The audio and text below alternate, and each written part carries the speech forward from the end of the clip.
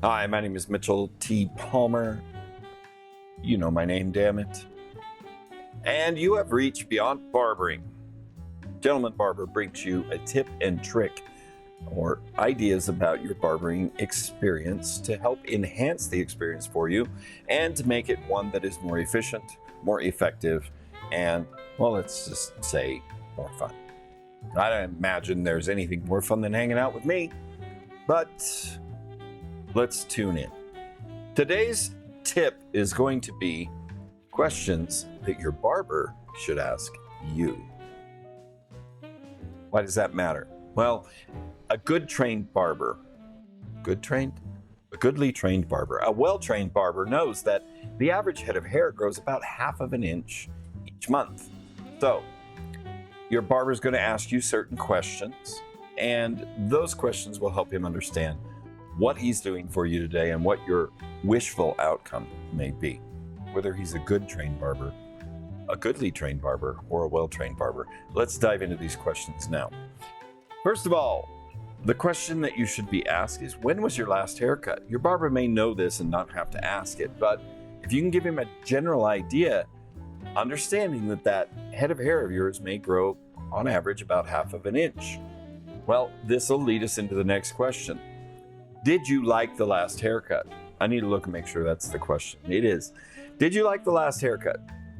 Well, if you liked the last haircut and it's been about a month and you're ready for the same haircut you got last time, can you match these things up? Pretty easy, yeah? Your hair's grown a half inch and you liked it last time. Anyway, you get the point.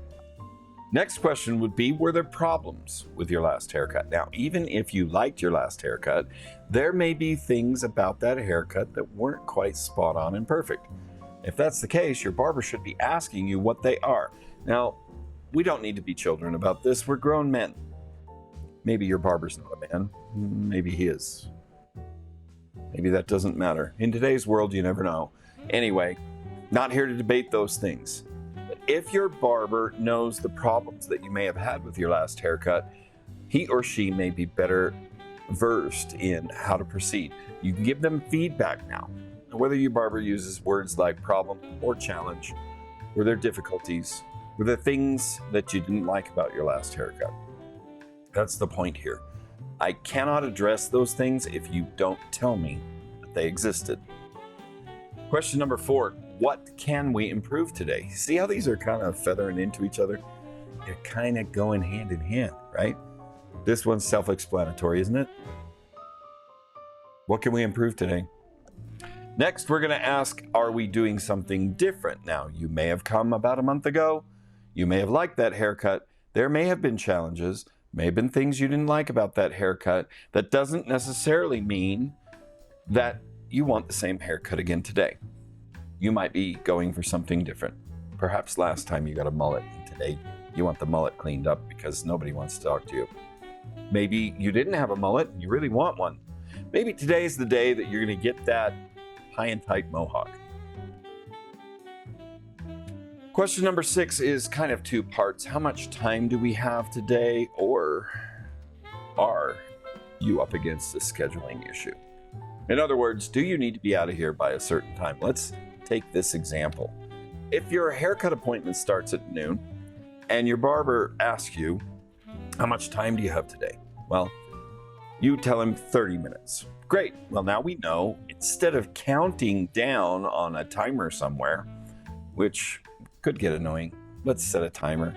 You know, if you've been a gentleman barber here at the executive room, maybe we use one of our several different echo devices or the like to set a timer. Oh, who wants that nonsense? Instead, what we do is we point to a clock and we say, all right, we're starting at noon. The goal line or the finish line is here at the 12:30 mark. Really important that we keep your schedule going, because regardless of the fact that I always assumed you could spend your entire day here and ignore the outside world. Maybe that's not true for you. Maybe you have a job. Maybe you have a significant other, a wife, children. Does life really exist outside of the executive room at Gentleman Barber? I sure hope not. Anyway, you get the point. We want to make sure that we get these done. My name is, again, Mitchell T. Palmer. If you're here at Beyond Barbering, well, you know my name, damn it. And I'd like to say that America is still the greatest nation that ever existed in the history of recorded time on God's green earth. Speaking of God, God bless you. God bless the United States of America. And be good. Or don't get caught.